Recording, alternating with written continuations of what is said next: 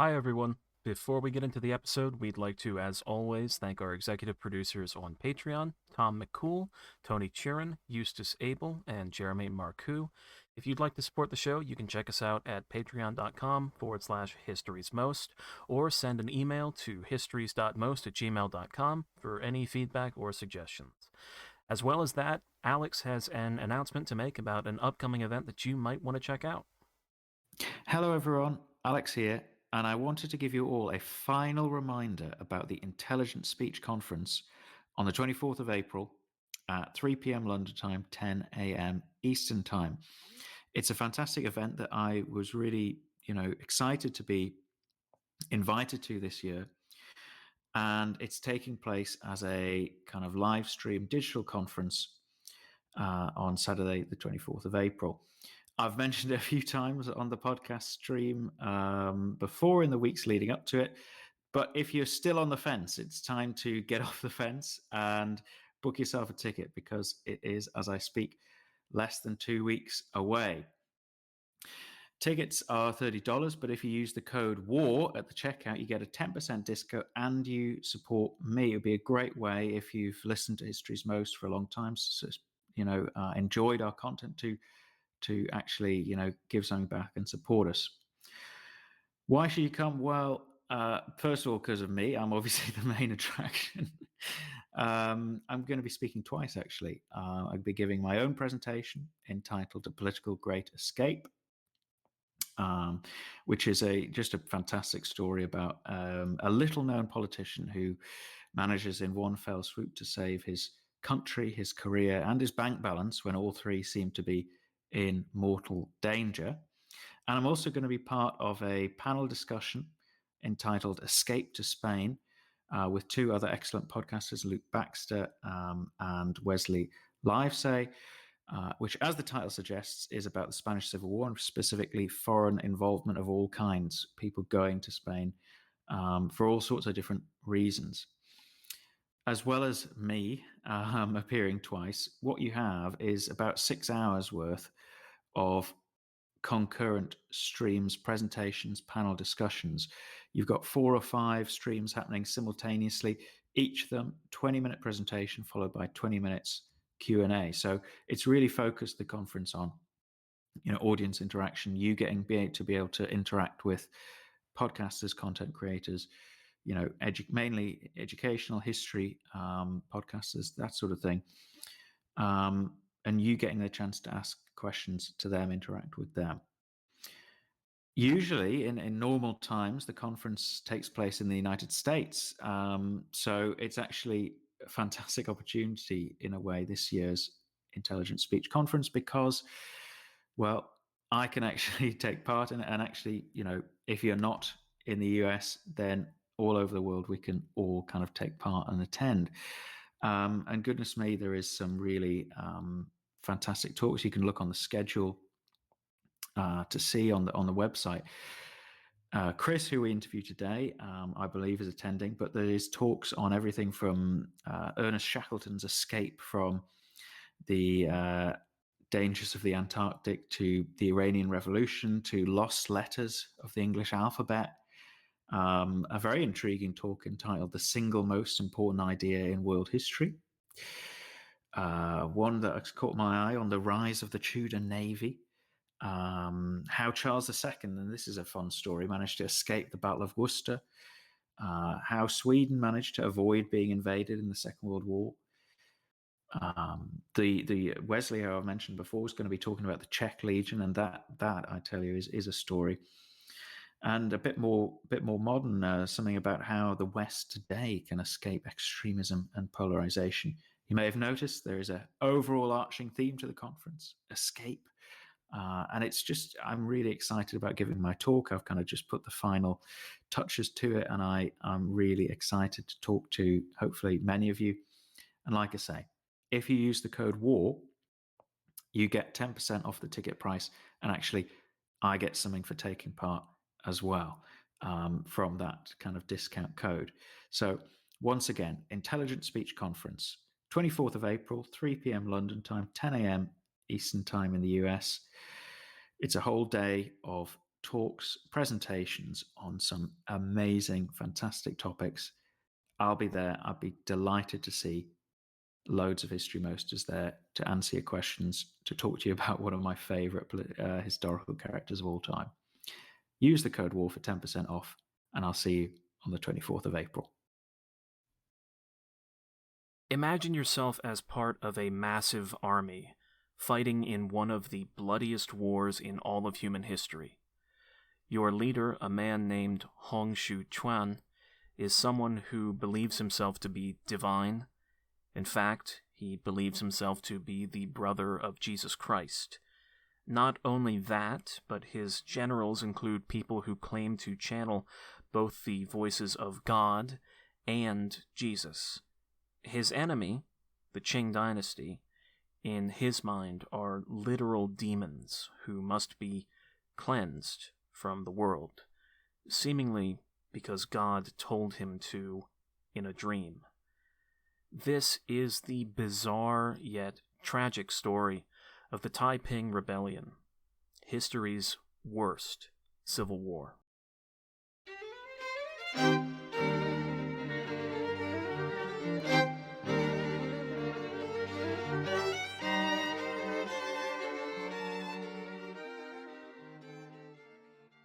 Hello, everyone, and welcome back to another very special episode of History's Most. My name is Peter. And I'm Alex, and it's our pleasure today to be joined by Chris Stewart of the History of China podcast. Hey, everybody.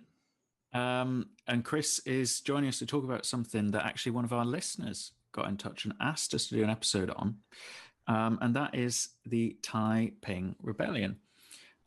Before we get into the chat, I just want to set the scene a little bit here. We are doing a 3 time zone Zoom call between Shanghai, the UK, and the East Coast of the United States. So I think that's a first for History's Most. I think it's the first tri-continental History's Most, certainly.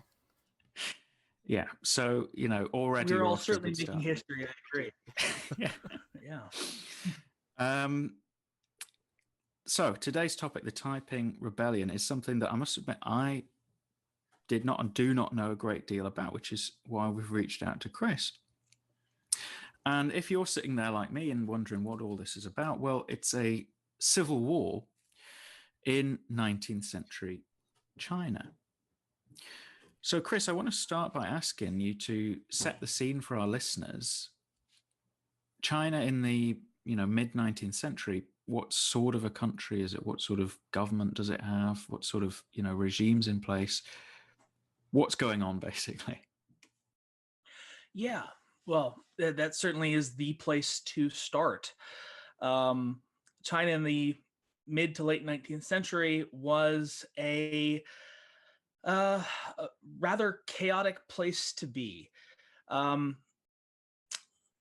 It had been going through a lot of turmoil, internal rebellion, as well as external both invasion and conflict. In fact, today, to this day, in China, it is referred to as really the outset or the major part of what they call the Century of Humiliation, where the Chinese, even to this day, feel as though, with a lot of reason, that they were sort of brought down and, well, it's right there in the name, isn't it? Humiliated as a country and a nation and as a people, largely due to external powers. That began actually several decades prior to the Taiping Rebellion, culminating in the first Opium War, and then the Second Opium War, around which the Taiping Rebellion was also a part of. So it kind of takes place in this whole major international and intranational conflict, where there's both this pulling apart of the nation and the dynasty from within, and also this imperialist multinational force from without, sort of ripping apart itself at its outsides. To that same effect, the Qing Dynasty itself, even though it had been the controlling power of China since the mid 17th century. It had never, how to put it? It had never gotten over the fact, I wanted to say, but it had never tried to get over the fact as well, that it was an outsider or a foreign dynasty, a conquest dynasty to begin with. The Qing Dynasty was based on the Manchurian Isen Goryeo clan from what is today northeastern China, but they're not ethnically Chinese. And so they had come in, conquered, and then ruled for several hundred years at that point, but had never integrated themselves into the larger Chinese society. So as just a baseline, at least, that's where China stands, pulled apart from within and from without. It's a pretty bleak picture, I suppose. And in terms of, so we've got the colonial powers beginning to, well, more than just getting involved in China, quite playing a kind of active role in shaping Chinese history by now, and quite a malevolent one at that.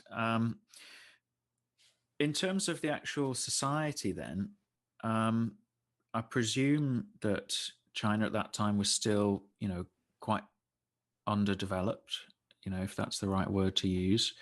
Or you can prove me wrong there.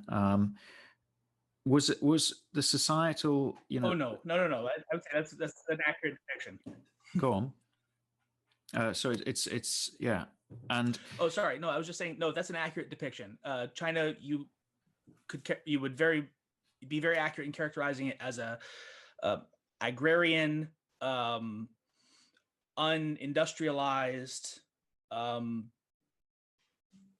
feudalistic society in most, if not all, respects. Yes. And what was there, because I know this is going to play a big part in the Taiping Rebellion, in terms of religion and faith, what was the role of that, and what faiths were dominant in Chinese society? Okay, excellent question. The Taiping Rebellion and the Taiping movement in general is at once both a great anomaly within Chinese society and history, and also, and this seems really, really strange, it's also part of a much longer tradition. So what I mean by that is that the Taiping Rebellion itself takes on large elements of Christianity. The leader of the Taiping Rebellion, a guy named Hong Xiuquan, he purports himself to be, or has visions of being, the younger brother of Jesus Christ, and that he has had visions of meeting with God the Father in the Judeo-Christian purview. But at the same time, that's his vision that begins this movement. But at the same time, it taps into this much larger underlying network of sects, which has actually gone back centuries prior to this.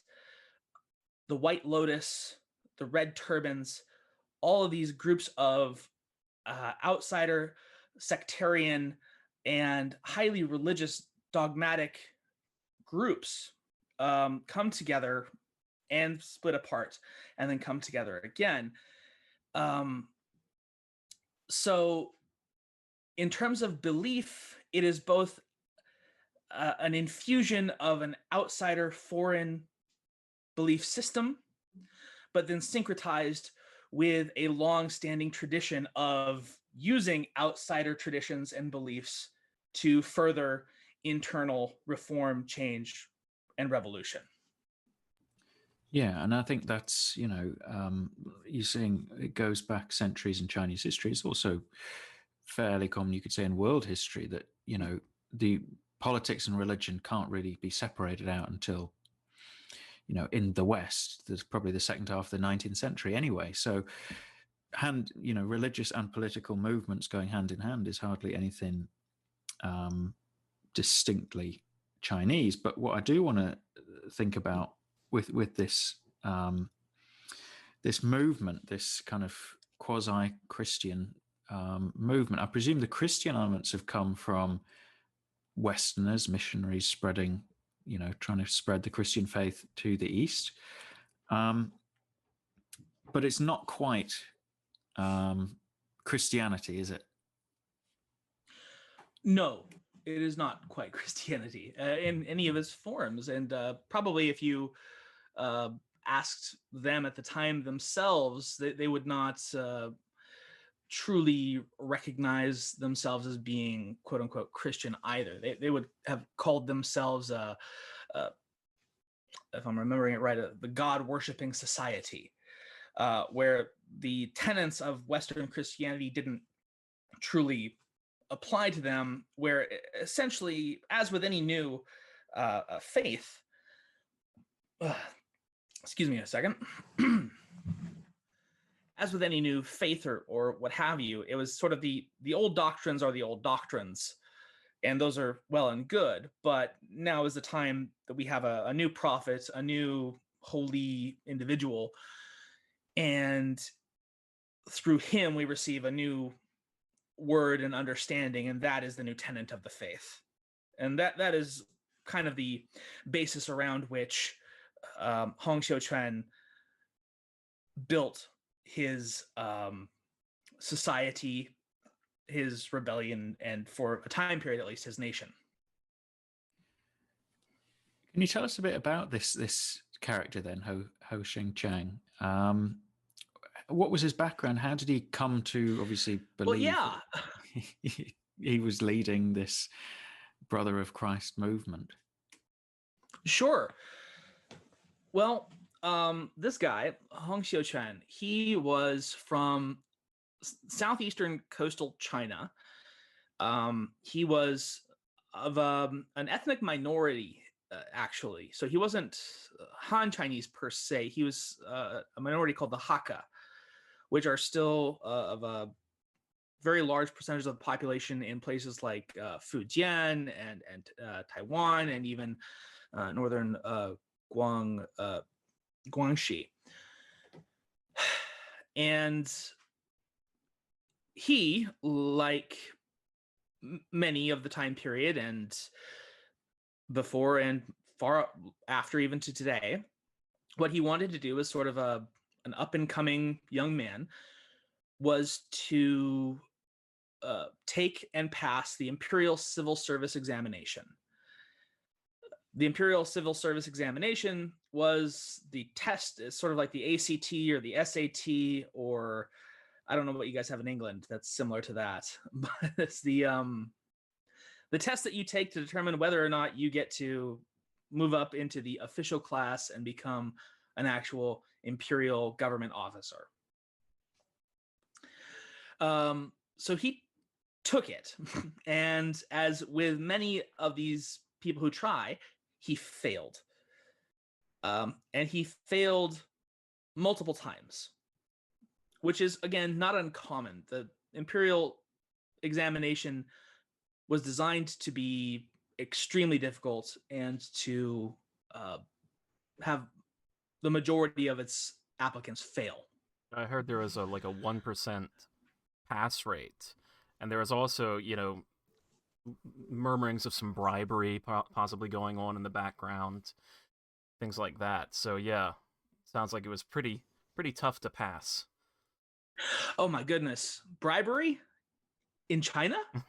What? I've never heard of such a thing. No, I'm kidding you, of course. No, that was endemic, and it is endemic.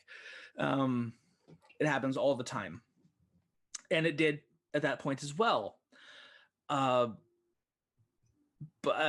my brain is still stuck many centuries before this. But I know that at least in the Tang and the Song dynasties, in the 8th to about 13th centuries. At least at the initial levels, it was about a 75% fail rate. Right. So So this goes back a long time. Oh goodness, yes. It was initially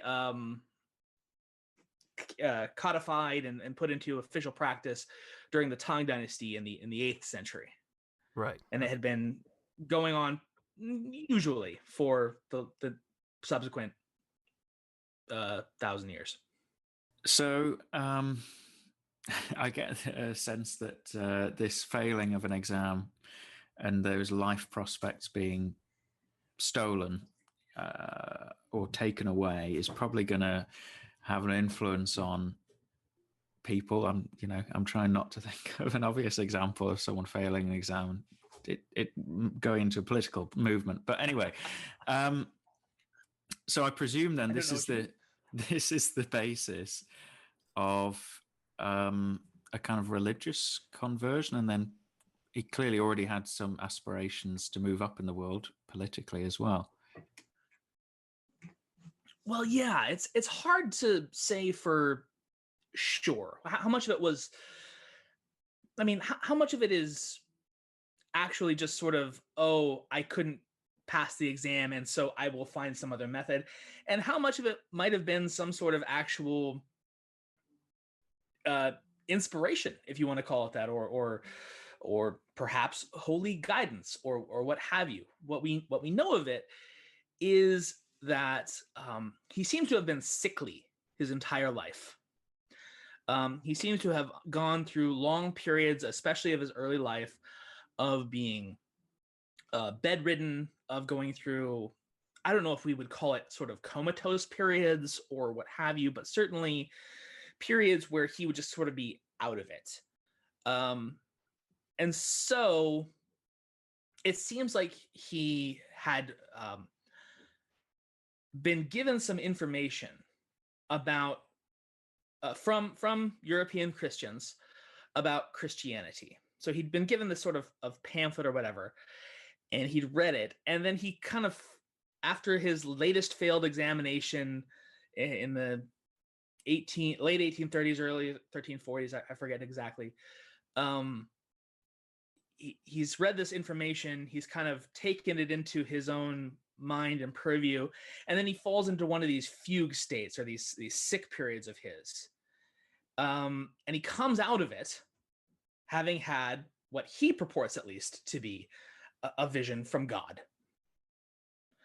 which is that he gets it. He understands it. He's boom. It's like a beam of light from the heaven directly into his brain.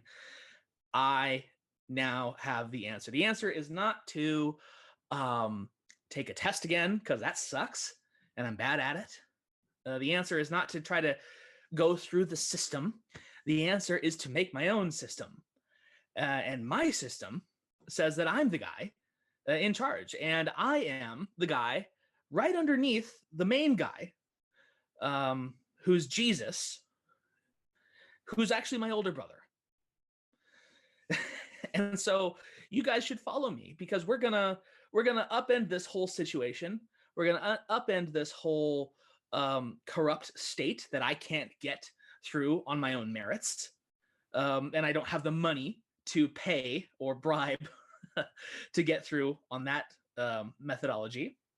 So let's just overthrow the whole thing, and let's create a new situation that will be better for me, at least.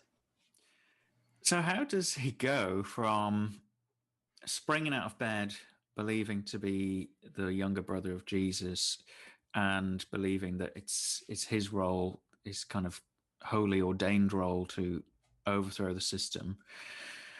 How does he go from one man who has this idea to leading a gigantic scale, rebellion? How does he actually convince, millions of people to follow both his political and religious kind of cause? Yeah, that's a really good question. And I would say that a lot of it is that he taps into an undercurrent that has been a part of his society for a long time before, which is a seething nativist resentment against the powers that be. Like I said before, his is a country ruled by people who are not his own. And I mean, that's one thing. But the Imperial Qing Eisen clan have never so much as tried to make themselves more natively Chinese. They have sealed themselves off in Beijing, largely. They have imposed strict standards on the wider native Chinese population, such as the haircut edict, which says that they must keep their hair in the long ponytail Q style, which is what you see in a lot of kung fu movies of the period. To the point where if a man was caught by authorities not having that hairstyle, they would be liable to lose their heads in punishment, unless they could provide a very good reason, such as they were a Taoist priest, for instance. They were exempt from that, but otherwise, it was a death penalty if you were caught without that tonsure. So there was a lot of undercurrents of resentment and rage. The other thing that he taps into is, I think I mentioned this again before, the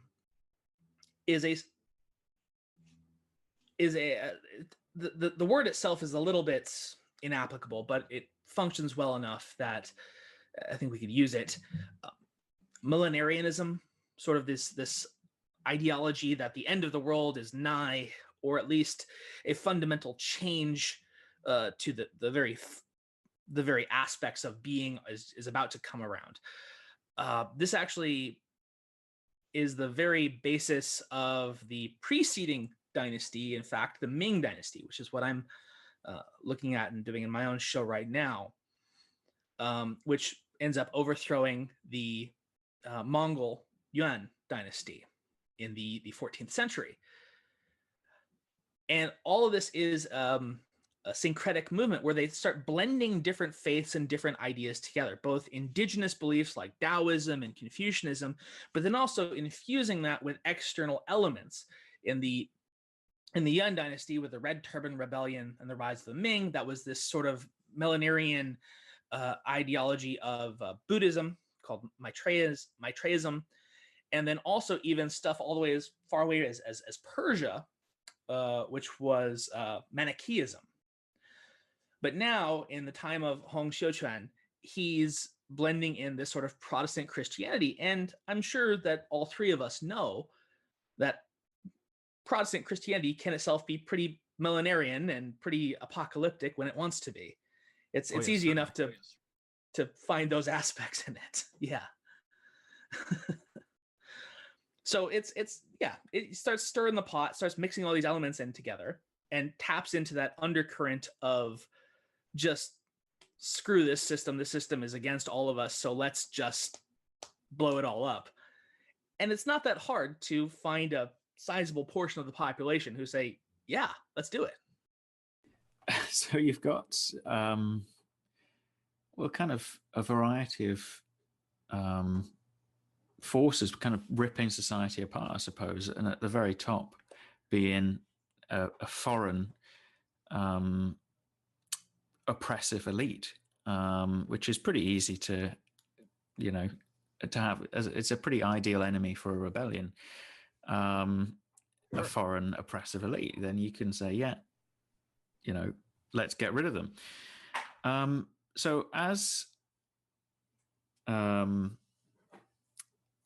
Xiuquan is turning his kind of message into a rebellion, what's the reaction of the powers that be, the authorities, the Qing Dynasty?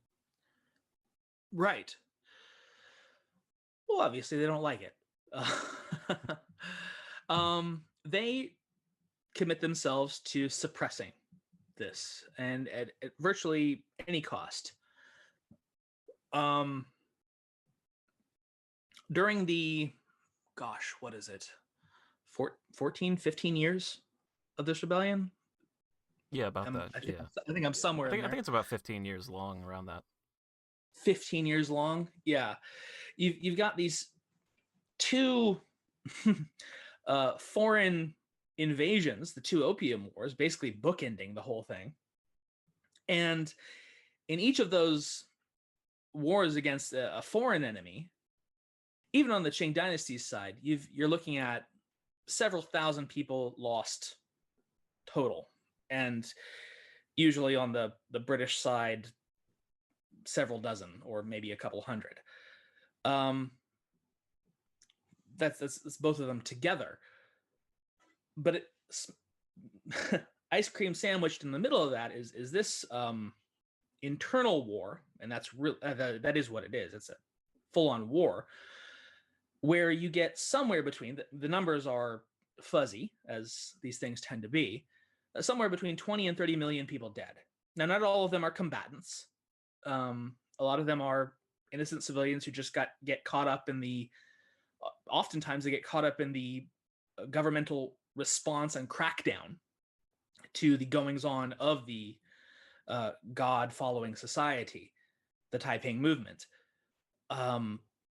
But it is a unbelievably tremendous loss of life. It dwarfs anything else in China going on at the point, at least up until the Boxer Rebellion, decades later. And so you get, like you say, a proper, full-on war develops between the imperial regime and the what calls itself the Heavenly Kingdom, which obviously is this variant mishmash kind of faith. What's the kind of nature of the war? Is this kind of like a conventional war with fronts and things like that, or is this more a guerrilla conflict? Well, there are elements of both, in that I think when we say a guerrilla conflict, we're looking at a very flowing conflict with very few set borders, and I mean that's very much in the style of the Chinese Civil War that would come later on. And there are definitely elements of that, because there are segments of the populace all throughout the empire that agree with or act as agents of the Taiping Heavenly Kingdom. And just incidentally, that name itself, the Taiping Kingdom, or the Taiping Tianguo would be its full name, which means the Heavenly Kingdom of Great Peace, which is very ironic and kind of funny in its own way. So there are certainly elements of it being a guerrilla-style conflict of hit and run, secret attacks, striking by night, that sort of thing. But at the same time, the goal of this kingdom is, again, it's kind of right there in the name as well. They establish their own borders. They establish their own nation within the larger Qing Empire. And they fortify that and make, to some extent at least, to a large extent, control those borders for a time period. So to that extent at least, it is something of a more conventional conflict, as it were, of there is a place and a capital and a person whom they are trying to stake out a position for. So I guess it's both at once in a certain way. And just to this question about it being so bloody, like you say, tens of millions dead. It is difficult with any statistics before the 20th century, isn't it? But how and why is that the case? Does this provoke? Does the disruption of war cause wider kind of societal breakdown and that sort of thing, or are the both sides particularly kind of bloodthirsty with their enemies? Well, that is a good question. There are elements of a lot of things going on at this time, like we kind of talked about before. The mid to late 19th century China is a rather chaotic place, both in terms of sort of the situation on the ground, in terms of disasters happening, crop failures, and what have you, the foreign intervention on the outside disrupting that sort of thing. But a lot of this was sort of a calculated cruelty. This sort of idea that if we just crack down hard enough on these rebels, then they'll learn that they can't do that. They'll learn that they can't do that. The ones who are still alive, they'll figure out that they can't rebel against us, and they will stop doing it. And as Princess Leia said to Grand Moff Tarkin, the more you tighten your grip, the more they'll slip through your fingers. So it's this adverse effect of the harder the government tends to crack down on these sorts of internal, especially religiously driven movements, the more determined and the more intransigent these movements tend to become, which then facilitates even harsher crackdowns by the government. It's a pretty it's a pretty bleak picture. So if obviously the Qing Dynasty is using all means necessary as it sees it to crush this uprising, which, as you say, is probably going to have a counterproductive effect a lot of the time. Why do people, because presumably a very significant portion of the population still support the imperial regime, in that the rebellion ultimately fails? So where does the regime's support come from? Well, it had staked out its position in one of the former imperial capitals, and would be the capital of China again later on. It had made its own capital, Nanjing, as of about 1853 or so. It managed to capture the city. And that had become its focal point. And they had said, and this brings very, what I mean to say is that it has a lot of weight and a lot of import that this rebel movement had been able to capture one of the fundamental capitals of the country, to the point where what that does is it lends a level of legitimacy to the movement that it might not have had before.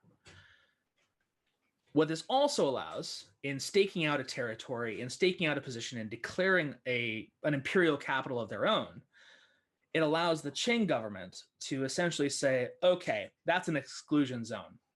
You either are there and you are part of them and therefore are a legitimate target, or you are out of there and you're safe from us for the most part, at least.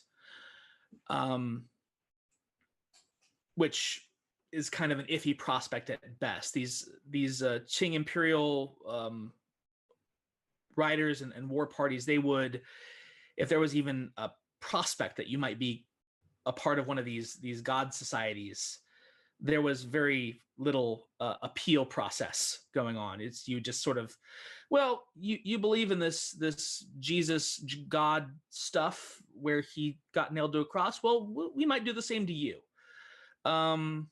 We might just cut your head off and put it on a pike. They were not shy about making very public grisly examples. Both the Ming and the Qing were very much into making very overt examples of anyone who might question their authority, and at scale, for that matter. So, as to your question, how did that affect it? Well, it certainly caused some level of movement. People who could and did not want to be in the Taiping Kingdom would have left. People who could not, people who also could move but wanted to be a part of it did in many cases go in, or otherwise form separate communities outside of it. But there was still going to be a large segment of the population who either didn't know, didn't care, or didn't have the means to move in or out of wherever they were at the time. So there's still this really fungible border of the populace, and a lot of times they're the ones who get caught up and suffer the most. In terms of then the military aspect of this rebellion, obviously in the end, as we've kind of alluded to, the Qing Dynasty triumphs. They do crush the Heavenly Kingdom. How does that come about? Is there particularly kind of military victories? Are they just superior kind of fighting force? Why is it that they triumph? Okay, so as it happens is that the Taiping Kingdom decides that one of the places it wants to take is one of the most important cities in China, where I live, Shanghai, for pretty obvious reasons, trade and what have you. So they try to take it around about 1860. But as it's one of the more important areas, it's been heavily reinforced, and the attack is repulsed by a lovely army by the name of the Ever Victorious Army, which is, a great name. A better name. Yeah. This is actually commanded even by a non-Chinese officer, and they wind up not only repulsing the Taiping army, but pushing it back, and they'll ultimately become pretty significant in its ultimate defeat. As it so happens, round about the same time, the old emperor of Qing dies, and the new one takes his place. And so the Taipings think that this is going to be a great time. They're in the chaos of succession. They're going to be able to really take advantage of this. So they try out for another expedition, and that one fails as well. There are some gains, but ultimately it is pushed back. This means that the major portion of that that regular Imperial army, that regular sort of army that the Taipings had amassed versus the ongoing subterranean rebel movements had kind of exhausted themselves in this effort. So round about 2 or 3 years later, this means that with their offensive movement having kind of petered out, elements began surrendering. In 1863, the Taiping element around Chengdu in Sichuan surrenders to the Qing, and it's not great for him. He gets executed, with some of his other members escaping. But at that point, especially with the Shanghai expedition repulsed, it kind of becomes a matter of time. I wanted to ask, what is going through Hong's mind right now? Because I would assume that, is it fair to say that Hong is a man who's not exactly in the best mental state already? And I'm assuming that these defeats, are having an impact on his mental state as well. And I think I remember hearing that there was a lot of internal struggles within the Heavenly Kingdom at this time as well. So I can only imagine the kind of paranoia that's building up in his mind. Oh gosh. Yes. Now I cannot speak as to what was in his mind, and I would say I'm glad I can't. Yeah, absolutely. Yeah, I wouldn't want to know. Neither would I. But I think you are absolutely right. The paranoia, the level of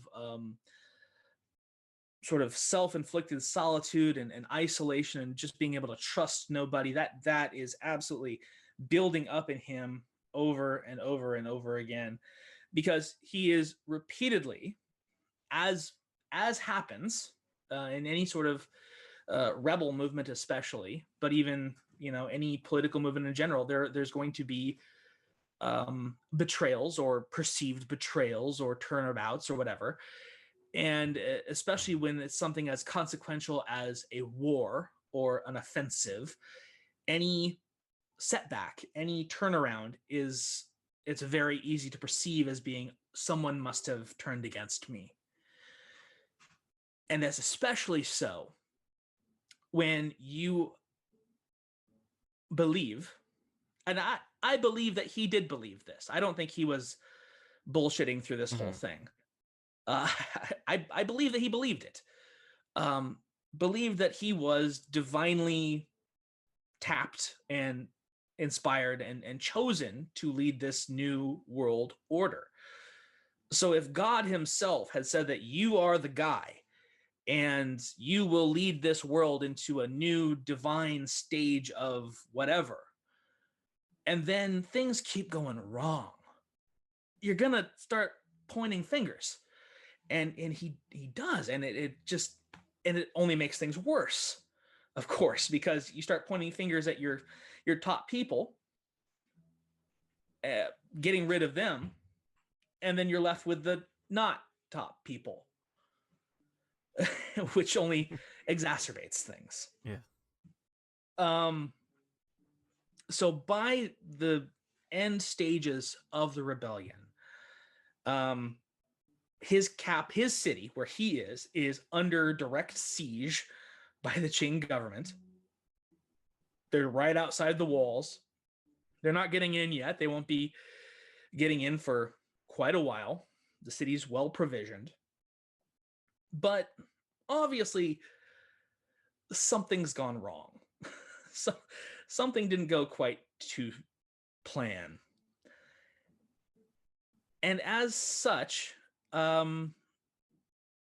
he decides that, you know what, maybe it's somebody else's turn. And he chooses his teenage son, Hong Xiuquan. He says, okay, you're the emperor now, son. Good luck. It's quite the inheritance, isn't it? While the enemy's at the gates. Your turn. I salute you. Good luck, my boy. Oh yeah, this goes back millennia in Chinese history of what do you do when your dynasty is about to fall? Promote some little kid to take the fall for you. That's what happens at the very end of the Qing Dynasty as well, with Puyi. I mean, absolutely, a child, coming to the throne. Oh, it's a long-standing tradition. You're hard pressed to find a Chinese dynasty that doesn't do that, because it's virtually you run out of competent. If it's a good dynasty, let's say, eventually you run out of competent adults, and so you start putting children onto the throne, who are then controlled by either regents or their mothers, the empress dowagers.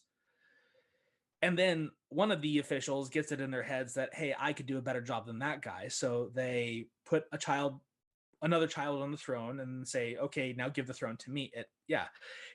There's almost a rule book by which you do this thing. It's crazy, but it makes a lot of sense. One other aspect of the Civil War, and like a lot of civil wars, I believe the Taiping Rebellion also features foreign intervention. So Yes. I believe it's primarily the colonial British and French decide that this isn't something they can just sit out. Well, never let a good crisis go to waste, right? Well, right. Yeah, they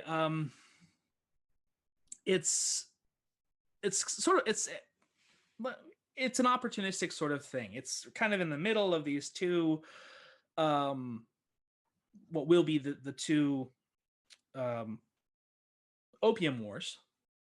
So Britain and France and the rest of the colonial powers very much feel like they can step in and interject whenever they feel like. And then it's also a matter of kind of protecting their investment a bit, isn't it? Of well, we have a deal with the Qing government. They owe us this money. And if by some way they're overthrown and supplanted by this Taiping regime, well, they don't have any truck with us, nor us with them, and we might have to do this whole shindig over again. So it's very self-serving. It's of course, but it's kind of one foot in, one foot out. They're not really stepping in to try to mess with it too much because, as I see it, they kind of understood that ultimately time was on the Qing Dynasty's side. They were going to get this under control, but if they didn't, they could always sort of nudge the old meter in the correct direction, which is what they wanted to do. Because there was also a real strong, I'm not even sure I'd call it current, both in the wider Qing Chinese society, but especially so the Taiping movement of anti-foreign, anti-interventionist ideology, which one very much sympathizes with. And as tone deaf as the Imperial forces could be about such things, I think that even at the time, they largely understood that if they put too much of their hand into that particular situation, they would probably only make things worse for themselves.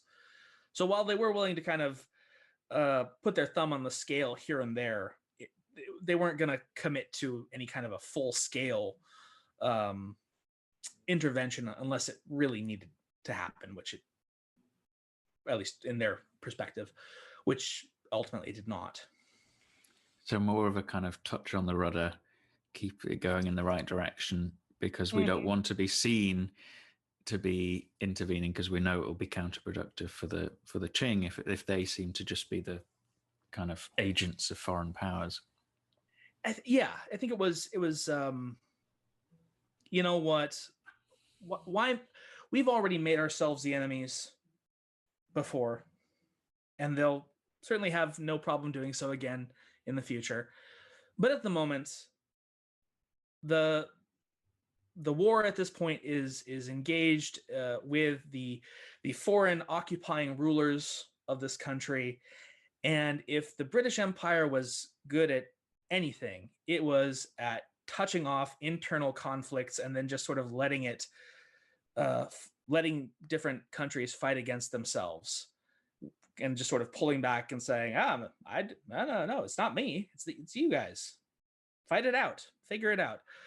And we see that at play here as well. I'm not saying the British touched off the Taiping Rebellion, but I think they certainly saw the currents and the different forces at work and said, hey, we'll get involved if we need to, but why not just let them pull themselves apart? So then, well, in our narrative, we're quite clearly reaching towards the point where this is all going to collapse, and it's going to result in the Qing victory that we've alluded to pretty much the whole episode. So how then does that actually come about? How is it that it's finally crushed the Taiping Rebellion, and what happens to Hong? Well, he doesn't live to the end. he he doesn't make it. Probably best. I mean, it's really best for him. It's not best for his son, but it's best for him. He, like I said, I think at the beginning, he's been sick his whole life. He's kind of going in and out of these sort of semi-comatose vision fugue states. He goes into another one round about the time he promotes his son, and falls sick and winds up dying. I mean, again, very convenient for him. Very good timing. Well done. By the following year, the siege of Nanjing has gone as any siege that doesn't have outside support ultimately goes, which is that eventually the city runs out of supplies and has no choice but to capitulate. That is in 1864. And with that, you get the forcible destruction of the Taiping regime, at least its nexus. There are still elements outside of the capital who continue the fight, who, they just are not prepared to give up. They're true believers. This is especially in the southeast. This is, the sort of the heartland where the whole movement began, and so they're the ones who have been part of it the longest. And in fact, it's going to last for, for another 6 or 7 years after the fall of Nanjing, until the last major elements of the Taiping never say diers finally throw in the towel. And it does not go well for them when they give up. They are the ones who surrender are largely publicly executed in excruciating fashion. I mean, this is the time period where the death by 1,000 cuts is very much in fashion.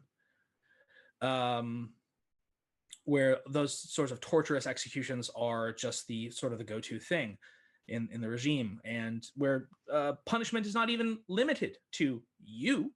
It can also be extended to your family and your family's family and your work associates and stuff like that. So these sorts of purges and bloodletting goes on for a long time thereafter. But other elements, probably better for them, they just refuse to give up and they die fighting. It spills over into the south, into Indochina, Southeast Asia as well. But it all wraps up around 1870 or so. Yeah, that's what. Sorry, what happens to the son then when the city falls? They're all put to death. It's as is typical. Anyone remotely connected with the Hongs, with Hong Xiuquan, or anyone directly related to him is ignominiously put to death. As an example, they are not treated with any sort of imperial favor. They are not given any sort of honor, either in life or posthumously. They're treated as rebel leaders and executed as such. So then, which is go on. About the worst possible fate. No, go ahead. No. What's then, you say it all kind of wraps up by about 1870. What's the legacy, I suppose, of this huge civil war for Chinese, society, for the Qing Dynasty? What are the long-lasting effects? Well, what it does is, in terms of its legacy and its long-lasting effects is in itself, for its own methods and means and motivations, not a lot. It doesn't achieve much in the way of any of the goals that it wanted to for Chinese society. It doesn't reform or change the Qing government. In fact, in many ways, it does the opposite of that. It forces the Qing government into a much more hardline, anti Western anything stance, anti any sort of movement that might be against the baseline Qing power. It pits the North against the South again in China, which is a long-standing tradition almost, where you have the political base of power in the North and then this rebel power in the South. So it makes the Northern regime much more distrustful of the South. In terms of Chinese power and military ability overall, it is a real stumbling block, in that they were forced to devote the vast majority of China's military power towards fighting this internal rebellion, while at the same time also trying to deal with external colonial powers. And that's not to say that the result would have been different if there somehow had not been a Taiping Rebellion at the same time. I'm not convinced that there would have been a significant difference in the outcome of the wars against the Western imperial powers, because most of China's military forces were land-based, whereas most of the conflict between China and the West was naval, which is something that the Chinese military was just fundamentally unprepared for, and would not have been more prepared for without the Taiping Rebellion.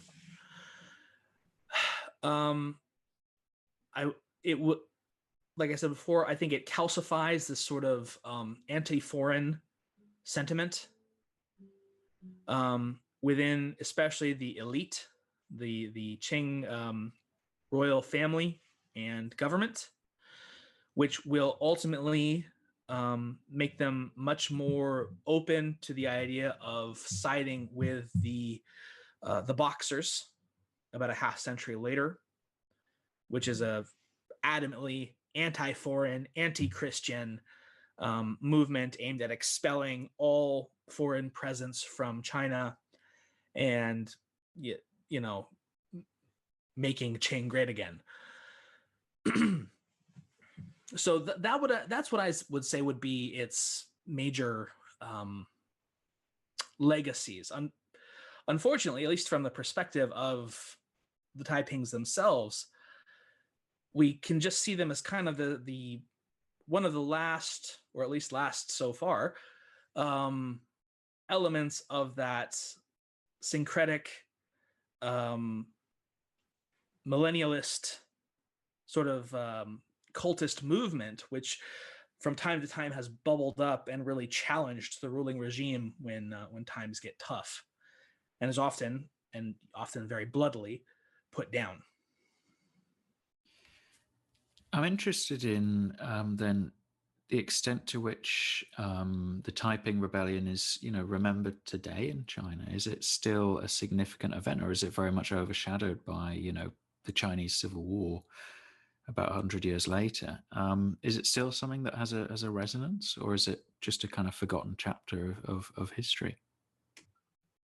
It's not forgotten, but it's also, I don't think it's not remembered as some defining chapter either. In spite of its huge loss of life and in spite of its tremendous scope and scale, it is overshadowed.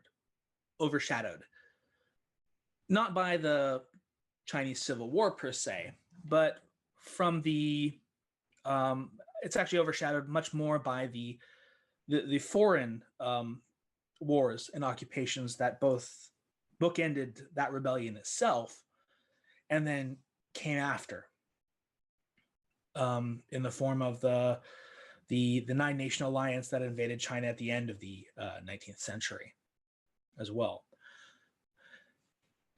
So that has been the narrative which has been most suitable in the last century plus to remember and to push an indigenous rebellion that took elements of both native and foreign beliefs and combined them together into a new sort of ideology that was anti-Manchurian. Just, it doesn't have the same sort of oomph that fighting the good fight against the Western imperialist powers has. So, you know, as we all know, history and historiography is a process of writing and rewriting the narrative as it's deemed fit by the society that's writing it. So for China itself, that has been the tact that which it has taken. Peter, I don't know if at this point you had any other questions for any aspects of it. I guess less of a question and more just of a kind of, you know, discussion point in general is I find it fascinating how, you know, this is the second, if I remember correctly, this is the second bloodiest conflict in all of human history just after World War II, right? Ooh, it's right up there. Yeah. And yet, at least in the West, it's incredibly unknown. You know, it's a very, very little known thing. And I don't really understand why, because in and of its own right, it's such a fascinating and important piece of history. I absolutely agree with you. And the I hear the question stated there, even though it's unstated. Yeah. Why is that? And as insofar as I can really give any kind of an answer, it's that for a very long period of time, and I think we're doing a good service here today, for instance, in trying to rectify that, but for a very long period of time, the internal squabbles of natives in far off places was simply not worthy of documenting. For proper historians, as it were, you know. So yeah. It's Euro Western centric. It's there's a large degree of racism to it. There's no reason that it shouldn't be. It absolutely should be one of the central events that we study when we look at the 1800s, and the fact that it isn't is it. I don't think there's an excuse for it, and I think it should be. Yeah, and I think also, you know, it's a very interesting kind of look at the way cult mentality can have a huge impact on the societies that, you know, it takes place in, or just in society in general, I suppose. I mean, because this started out as like really unfeasible. You know, it was a man who in his mind had ascended to heaven, and a dream.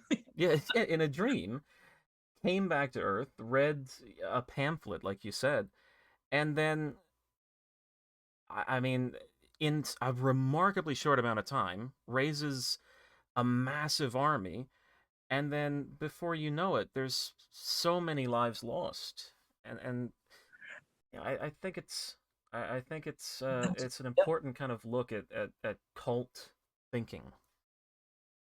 Absolutely, I think that's it is absolutely incredible, and I think the fact that it happens relatively close to our own time makes it seem in a way less feasible. I think, for instance, if we go back, 1100 or so years before this, though, we find it a lot less, um, I guess, unbelievable that uh, a fairly wealthy son of a merchant in Medina has a dream in a cave that he's heard an angel, and then goes on a quest and founds Islam and takes near Asia, Western Asia by storm. These things do happen, and we could look even closer to the modern day itself of, for instance, another tragedy of a much smaller scale, Jim Jones, and that whole tragedy as well. But you're absolutely right that it really does speak to the way that a cult operates, the way that it inculcates people, allows people to give up their own, perhaps give up their own individuality or individual will to something that they perceive as being greater than that. Because you see it not only in the Taiping Kingdom, but even before in the Red Turban Rebellion that precedes the Ming, of people going in, knowing full well that it will mean their deaths. They are not blind to it. They know what it means to join this sort of movement, and they're a-okay with that because they believe in it. And to someone like me, that's I can't put my head around that. I don't know, but you have to. I guess I have to take them at their word that is something that they truly do go into with eyes wide open, in at least a certain sense. And it is fascinating. And it speaks to something I think about the human psyche, doesn't it? About the human condition, and as you say, we kind of, to ancient and medieval history, we kind of write it off almost as though those people a very long time ago could somehow be, influenced by ideas. And yet, I think that's a really interesting point about this being, not even 200 years ago. Yeah, I mean, this was happening kind of not quite concurrent. Well, actually, was it happening concurrently with the American Civil War? Yeah, Yeah, right about the same time. Again, even I sometimes tend to think about things, different events in history that happen at the same time that you wouldn't think happen at the same time. This is one of them. Right. No, it's kind of funny to think, that in the U.S., the Civil War is, oh my gosh, it's some seminal event. It's the most devastating conflict that the country ever went through, with the most casualties, the most deaths of any war the U.S. has ever been in, both world wars included. And if you put that in the context of the thing going on the other side of the world at the same moments, that's almost a rounding error. It's it's kind of crazy. So with the Heavenly Kingdom, I think, from my knowledge, there were people who, outside of the core group who, believed what Hong was saying, there were people who came along with it just because of, they felt safety in numbers. They felt like it was better for them than staying in their hometown because, they were already in a war-torn place. So why not go with this or that? Absolutely. You see that in, rebel torn or war torn regions all the time as well. Of, I might get in trouble with the distant authority 6 months from now when they arrive, if they arrive, but I'll get in trouble tomorrow if I don't, give my allegiance over to the rebels who control this region today. Yeah. There's certainly a lot of that element. And then there's also the element of people who say, listen, I don't know about this whole religion stuff, but I know that I don't like the Qing government. Mm-hmm. I know that I think they're screwing us all over. And I think, they should get out. And so if you want to say that you're the son of God and the brother of Jesus or whatever, and you're going to help us take back our country, whatever, man. Yeah. Okay. I'll join you. So it's just really this confluence of factors. It's not just one religious movement. It's just kind of all under the same umbrella a lot of the times. Yeah. And I know that like within Heavenly Kingdom itself, there are already some I alluded to this earlier. There were some divides between like even the leadership. Like there was a guy who was Hong's essentially right hand man, and he was, I think he was the voice of God. I don't remember his name, but he was the voice of God, and he basically like wanted to kind of make power plays. And there was this whole thing. There's a really weird, interesting dynamic because part of it was like Hong was trying to figure out, is it actually God speaking through him? If it's not, can I say that? Will that disenfranchise people who follow me? Right. And yeah, and especially with these sort of profit based movements, that it does tend to be this really delicate balancing act or juggling act of even the people in power. They're constantly having to weigh where they stand, what they say against what the people expect them to say. So it's, even though I am the heavenly king and I have all the power per se, really, even the guy at the top has to worry about whether he's going to make the wrong step or whether or not his voice of God, as it were, might contradict him, in which case it might all rapidly crumble right underneath his feet. It's no wonder that these sorts of movements tend to not hold together very long a lot of the time, which makes it very remarkable in the case like the Taiping Rebellion, for instance, that it was able to endure as long as it did, and even under the stresses that it had by towards the end of the conflict, it was still able to kind of essentially hold itself together right up until the enemy was battering down the gates. Yeah. I think in the end Hong did end up killing the supposed voice of God, his right-hand man. And that sounds right. Yeah. That sounds like something that would happen. And I think he did, like, I think he honored him even in death, because again, he was, afraid that it would disenfranchise people who followed him. So yeah. Oh, I found him. Okay. Young Xiuqing. Yes, there he is. The Eastern King. Yes. The naming conventions for the Heavenly Kingdom are really interesting because they always name them. There's like the Peace King, there was the Eastern King, there's the North King, the South King. And part of that is the fact that it doesn't translate awesomely. Yeah, it's never a 1-to-1 thing, really. Yeah, because it's all in Chinese. It's all going to be Wang, which translates variously depending on how you want to use it. It can be used as king, but it can also be used as prince, or so it's yes. So he was the Eastern King or the Eastern Prince, however one wants to render it.